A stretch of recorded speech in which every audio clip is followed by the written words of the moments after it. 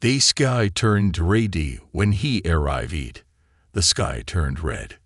Erelna stood at the edge of the high cliffs, her black armor glowing under the setting sun. The wind was cold, but her blood was warm with fear and fire. She had trained all her life for this day. The humans were coming. Behind her, the temple of Cerilon whispered with old magic. The elders stood in silence. The great horns had already sounded. The time for peace was over. They will bring death, one priest had told her. They have done it to others. Your job is simple. Strike first. Strike hard. No mercy. She believed them. Everyone believed them. Then she saw it. High above, breaking through the red clouds, a sharp silver shape cut the sky open like a knife. It was fast, silent, and unlike any alien ship she had ever seen. It didn't come with war cries or explosions. It just came. And it was alone. Erelna narrowed her glowing eyes. Why only one? She whispered. The ship landed far below in the Valley of Ancients, near the Forbidden Temple. A sacred place. No one had stepped there for 1,000 years. Not even the high priests dared. And now, a human had touched it. Her orders were clear. If a human steps foot on sacred ground, they must die. She grabbed her plasma bow and leaped down the cliffs, moving like a shadow. The forest near the temple was dark and thick. Giant blue leaves brushed her arms as she moved quickly. Her boots made no sound. She was trained to kill before her enemy even knew she was there. She reached the edge of the clearing and stopped. There he was. A human male stood in front of the ancient temple doors.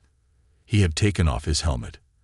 His face was rough, with short brown hair, sharp cheekbones, and tired eyes. His armor was battle-worn, scratched by many wars. But he wasn't holding a weapon. He was kneeling. His head was bowed, one hand on his chest. The other hand touched the ground gently, like he was speaking to it. Erelna blinked. Was this a trick? She aimed her plasma bow, finger ready to fire. Her heart beat faster. Then he spoke. Not loud, not angry. His voice was soft, full of pain and hope. I don't want to fight, he said to the ground. I came to save you. Please, just listen. Erelna froze. Save us. Was he mocking her people? Was this some human game? She moved closer through the trees, careful not to make a sound. She wanted to hear more.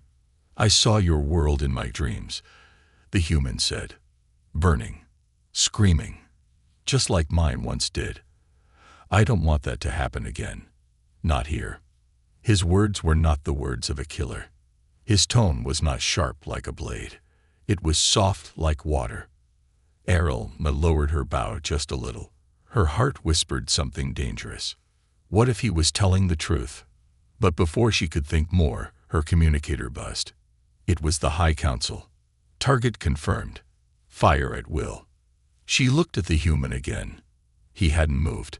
Still kneeling. Still quiet. She raised her bow once more. Her finger touched the trigger. One shot. One life. One moment. Then the wind changed. It blew toward her, carrying the human's next words. I don't care if I die here. I only care if someone listens, before it's too late. Erelna's hand began to shake. She had faced beasts. She had killed invaders, but never had her enemy knelt before her and asked for nothing but a chance. She stepped back. Something was wrong. Something was different. Before she could make a choice, the ground shook. A loud noise echoed from the temple walls. The sky cracked again. Something old, something forgotten, was waking up inside the temple. The human looked up, his eyes meeting hers for the first time.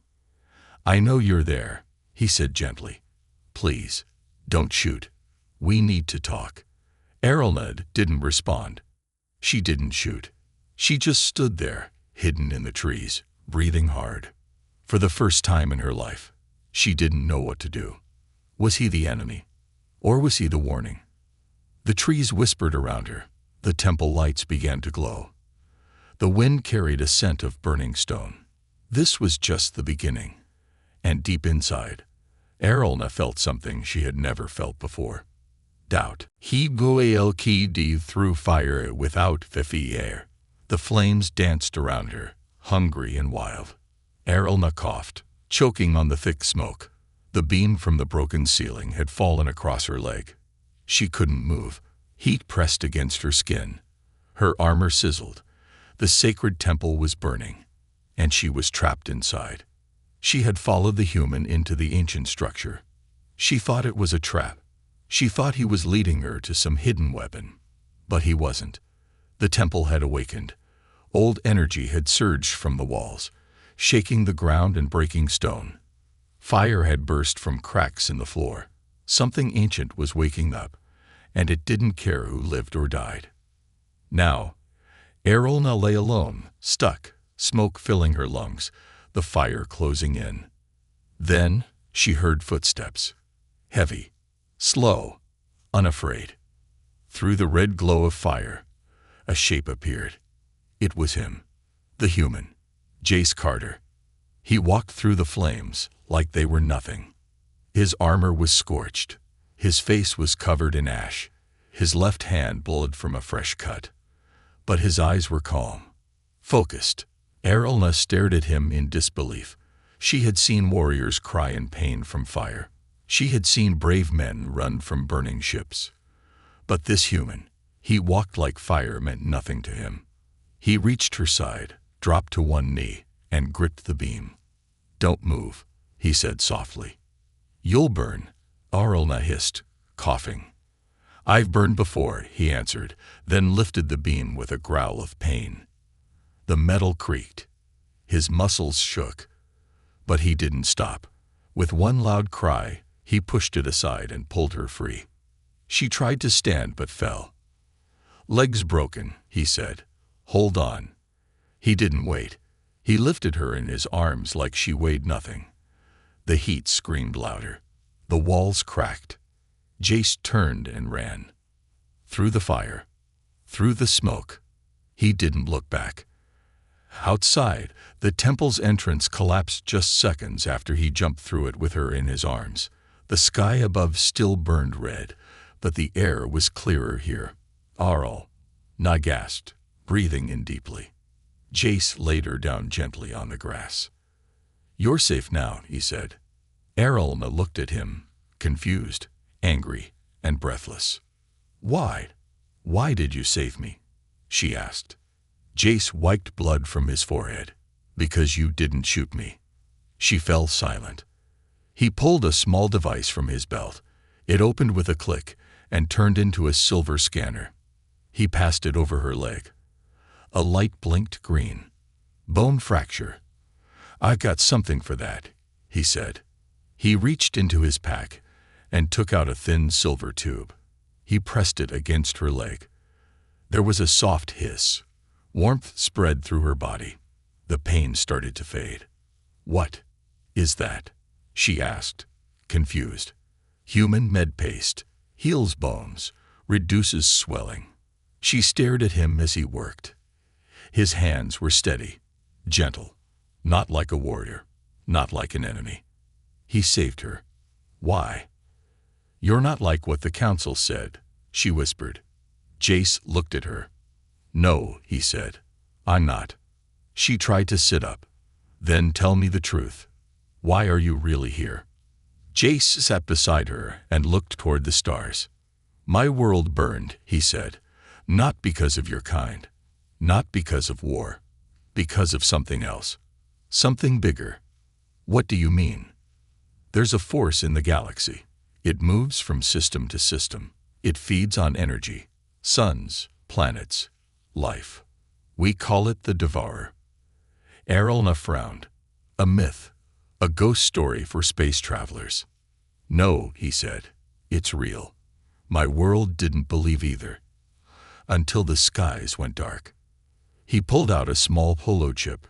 With a press, a blue image floated in the air. A human city being swallowed by darkness. Buildings turning to ash.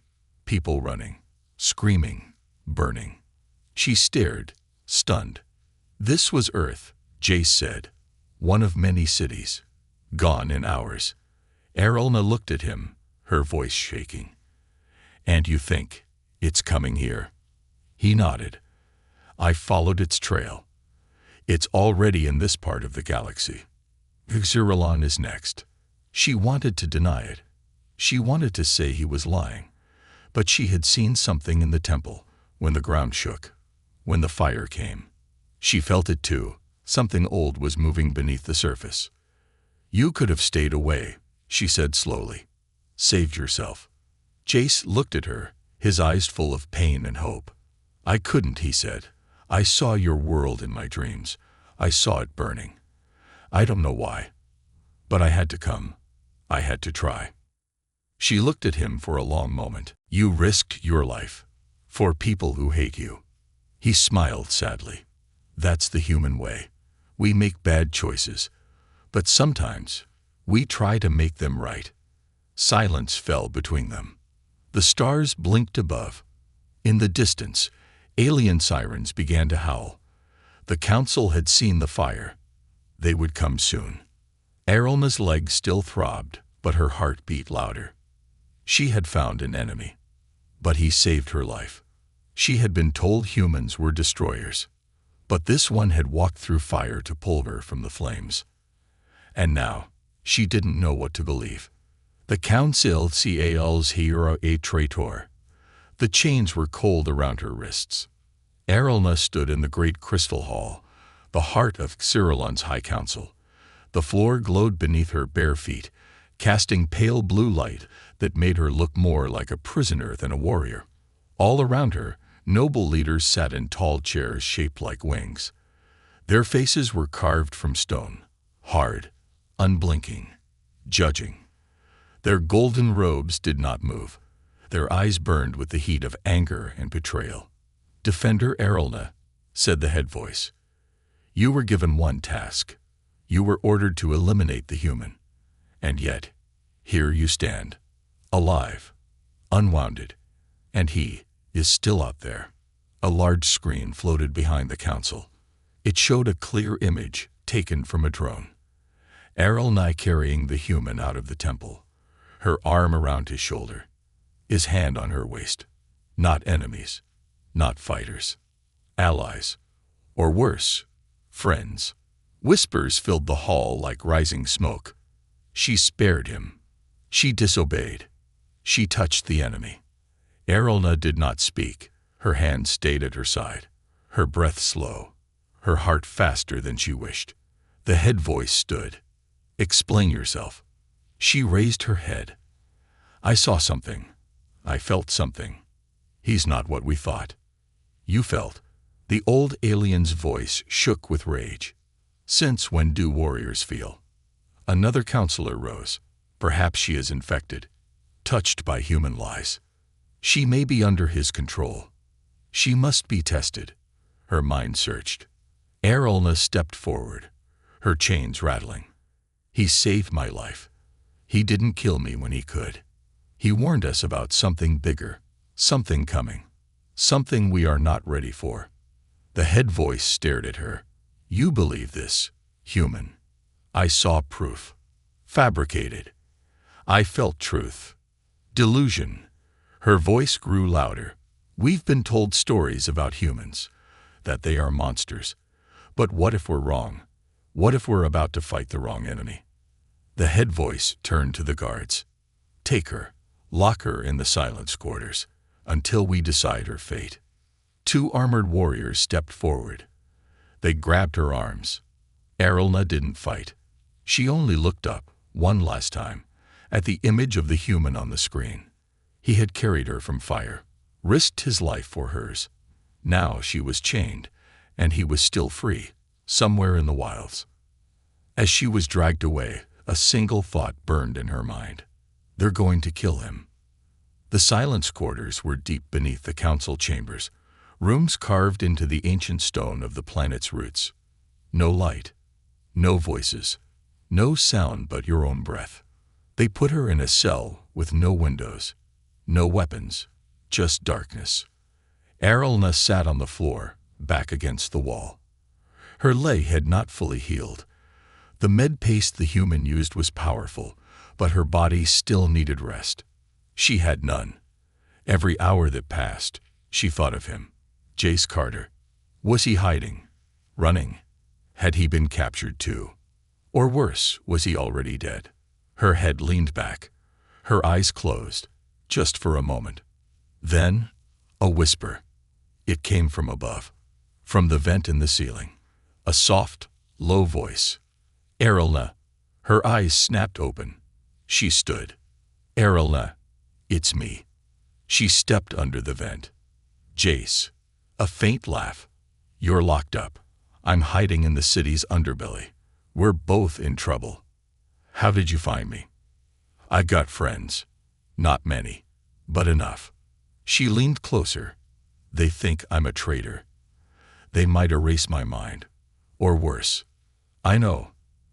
That's why we don't have much time. There was a pause. Then his voice grew colder. They're building a beacon. A weapon. Something they think will protect the planet. But they're wrong. It won't stop what's coming. The Devourer. Yes, I picked up a signal. It's closer than I thought. If we don't act now, your world will burn like mine. Errolna looked at the heavy door. I can't escape. Not alone. There was silence for a moment. Then he said, You're not alone. That night, the power flickered across the council tower. Guards rushed to check the generators. In the shadows, someone moved. Fast. Silent. Gas hissed. Lights went out. Errolna heard the door of her cell unlock. A tall figure entered, helmet glowing. It was not Jace. It was a Xerilon rebel, one of the city's hidden resistance. He held out a cloak and a mask. Come, he whispered. The human sent me. She didn't ask questions. She took the cloak, wrapped it around her armor, and followed the rebel into the tunnels beneath the prison. They ran through the dark halls, past old tech, forgotten rooms, and ghost machines from a war long ago. Finally, they reached a hidden chamber. There, leaning against a wall, bruised and dirty, but alive, was Jace. She ran to him. I thought. He held up a hand. No time. We need to leave the city before sunrise. If we don't, there will be nothing left to save. Outside, the stars were fading. Dawn was coming. And with it, war. They escaped into the wilds of Xeralon. The night sky above the city cracked with light. Searchlights cut through the darkness. Sirens screamed. Ships flew low, hunting with red beams. The entire capital of Xerilon was on alert. A traitor had escaped. A human had helped her. Somewhere in the shadows of the canyon wall, Errolna and Jace Carter ran for their lives. She had never run like this before. Her armor was scratched. Her legs burned, but she kept moving. The ground under her feet was cold and sharp. The trees around them were twisted and ancient, filled with glowing insects and dangerous whispers. These were the wilds, lands outside the city no one dared to enter. Jace stumbled beside her, one hand pressed to his side. He was hurt, still healing from the fire, but he didn't complain. Not once. Keep going, he said through clenched teeth. We're close. How do you know? She asked, breathless. I studied your planet before I came. I know where the old shelters are. We need to reach the forest edge before dawn. She looked behind them. In the sky, a search drone turned their way. We have to move faster. They dropped low and slipped into the roots of an old blackwood tree. The drone passed overhead, scanning the rocks. For a moment, all they could hear was the beating of their hearts. Then silence again. They moved on. Hours passed. The city disappeared behind them. The wilds grew thicker, trees taller, the ground softer. Strange sounds echoed in the dark. Growls, whispers, cracking leaves. Beasts lived here that even warriors feared. Errolna stopped near a pool of silver water. Her legs gave out. She dropped to her knees. I can't run anymore. Jace sat beside her, breathing hard. Then we rest. He opened a small kit and handed her a protein bar. She took it slowly, staring at him. You knew how to escape. You had allies. A plan. Why did you wait for me? Jace looked up at the stars. Because you believed me. And because you didn't leave me to die. That doesn't mean I trust you. I know. But maybe, one day you will. They sat in silence for a while. Around them, the wilds whispered. The wind moved through the trees like a voice. Jace pointed toward the sky. Do you see that star?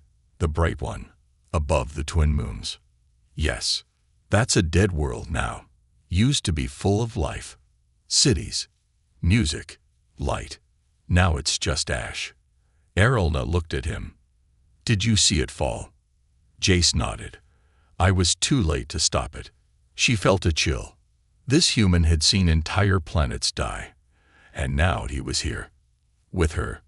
In these cursed woods. What are we really running from? She asked softly. He turned toward her. Everything. Later that night, the sound of heavy footsteps broke the silence.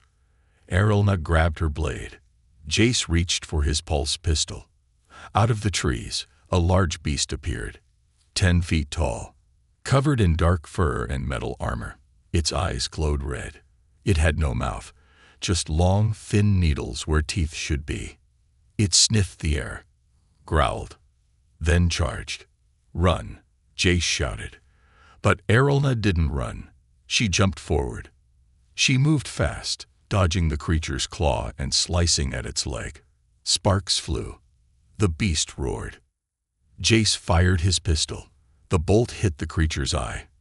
It screamed and turned toward him. It lunged. Errolna leaped between them, driving her blade into its neck. The beast collapsed, twitching. She stood over it, breathing hard. Jace stared at her, wide-eyed. You saved me. She wiped blood from her cheek. Now we're even. He smiled. They moved again.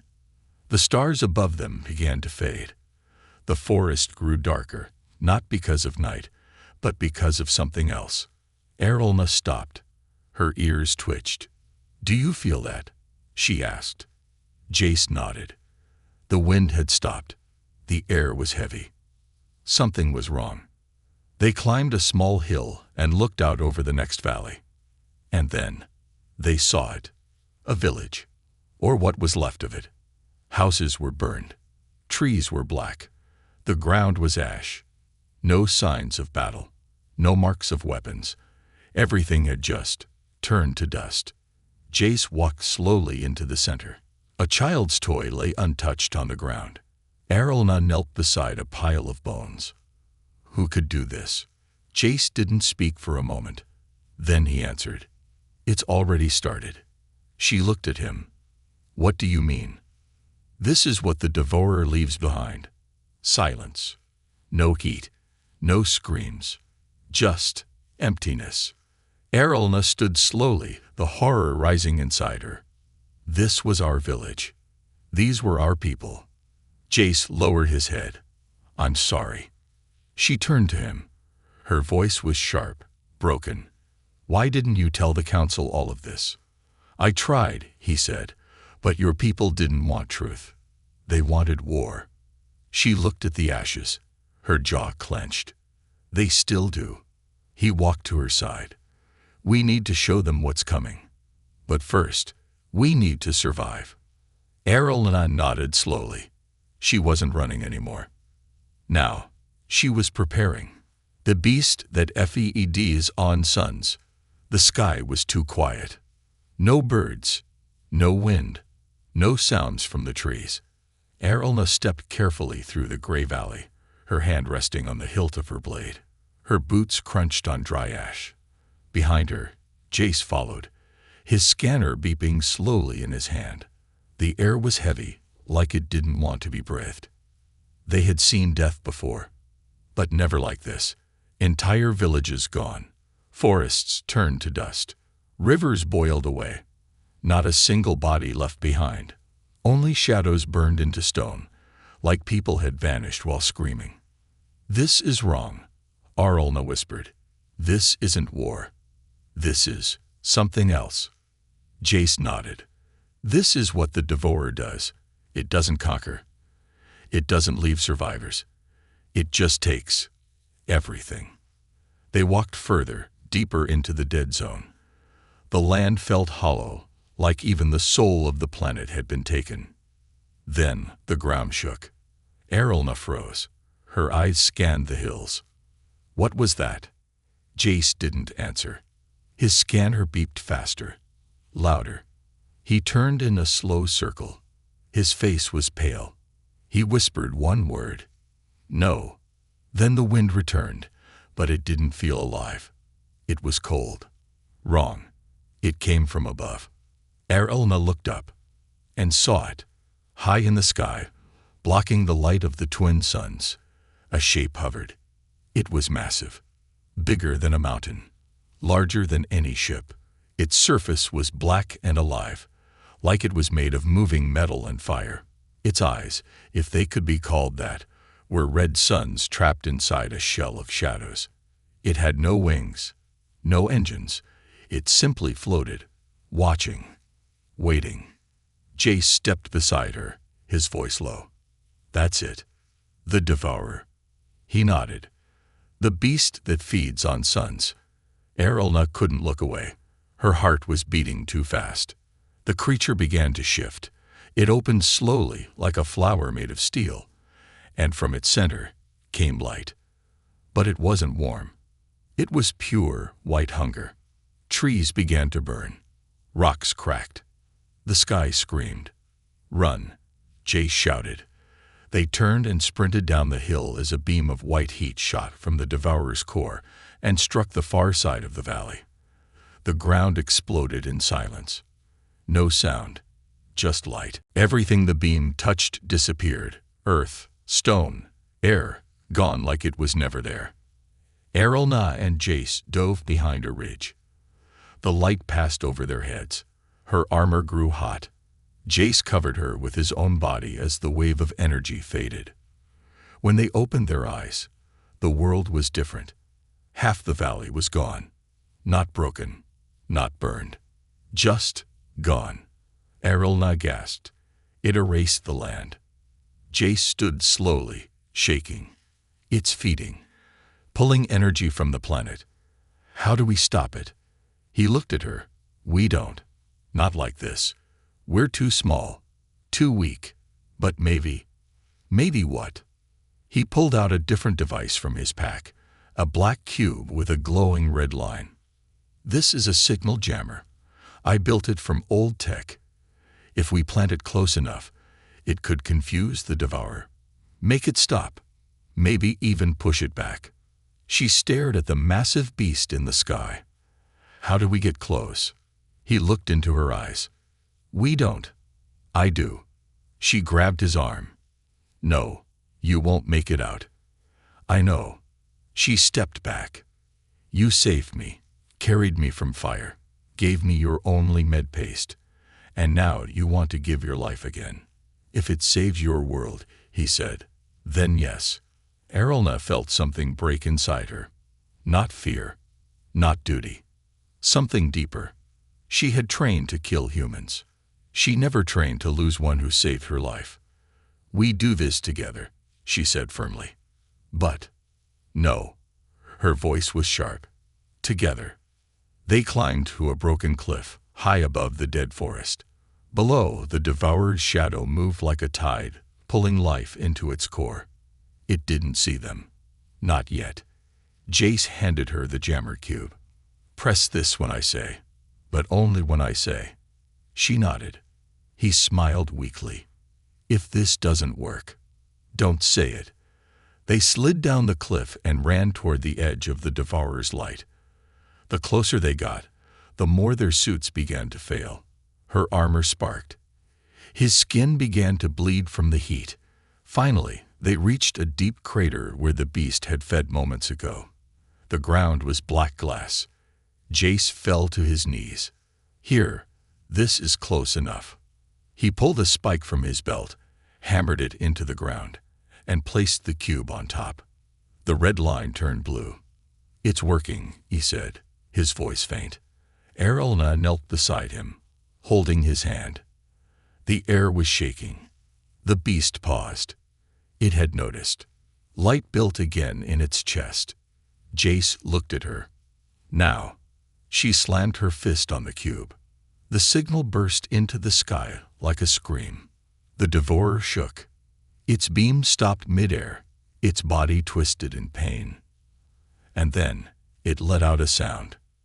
Not a roar, not a voice. A deep, terrible sound like a dying star. It began to rise, slowly, pulling itself away from the planet. Then it vanished into the sky. Gone. The light returned. The wind returned. The world breathed again. Errolna looked at Jace. He had passed out. His body burned, his face pale, but he was alive.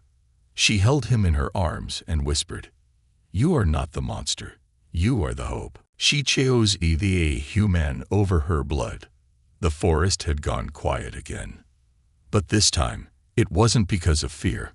It was because the beast was gone. The devourer had left the sky. For now. Errolna sat beside a fire made from old tree roots. Her hand rested on Jace's chest. His breathing was weak, but steady. His armor was burned. His skin was pale, but he was alive. She had carried him on her back for half a day. Through thick trees, over black hills, through ash and shadow. Not because he was her mission, but because he had become something more. A symbol, a choice. She had never known how heavy a single life could feel. The wind whispered through the leaves. Small lights floated in the dark, fireflies of Cyrilon. They hovered above Jace's sleeping face. He didn't move. He looked like he belonged here, even though he was never meant to. She looked up at the twin moons and thought about what came next. She couldn't run anymore. The council needed to know the truth. But would they listen? Or would they kill her the moment she returned? She didn't know, but she had to try. They moved at sunrise. Jace was awake, but too weak to walk far. Errolna made a small sled out of wood and vines. She tied it to her waist and pulled him behind her through the forest. By nightfall, the towers of the capital rose in the distance. That's when she heard the voice, a voice she hadn't heard in years. Errolna. She froze. The voice came from the shadows of the rocks. A tall figure stepped out, wearing golden armor with red markings on the shoulders. His face was sharp like hers. His eyes glowed the same color. Her blood ran cold. "Brother." He nodded once. Her older brother, Kellar. High General of the City Guard. Loyal to the council. Feared by all. He stepped forward slowly. "You've returned." "Yes." "Why?" "To tell the truth." He looked past her. His eyes locked on Jace's pale body lying on the sled. "You brought the human back." "I did." "You should have killed him. He saved my life. That doesn't change what he is." She stood tall. "What is he, Kale? A monster? Or a man who walked into fire to save someone who wanted him dead?" Keller's face didn't change. "The council wants him. Alive or dead. They gave the order yesterday. And if I say no," he drew his blade, "then I bring you in too." She stepped in front of Jace, her own blade drawn. They stood in silence. Brother and sister, warrior and warrior, two legends of Cyrilon. The fire crackled behind them. "I don't want to fight you," she said. "I don't want to kill you," he replied. "Then let us go." "I can't." "Why?" "Because I made a vow. I serve the council. I protect this world." "You protect lies." His face twitched. "The devourer is real," she said. "It nearly killed us both. It will come again." He didn't speak. "I saw it. With my own eyes." Still no reply. "Kale, please, listen to me." He looked at her with sadness. "I believe you," he whispered. She blinked. "What?" I believe you saw something.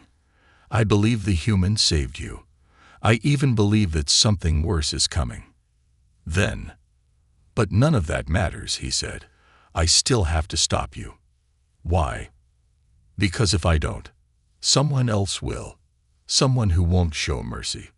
She stepped closer. You would fight your own blood to serve rulers who sit in gold and ignore the truth.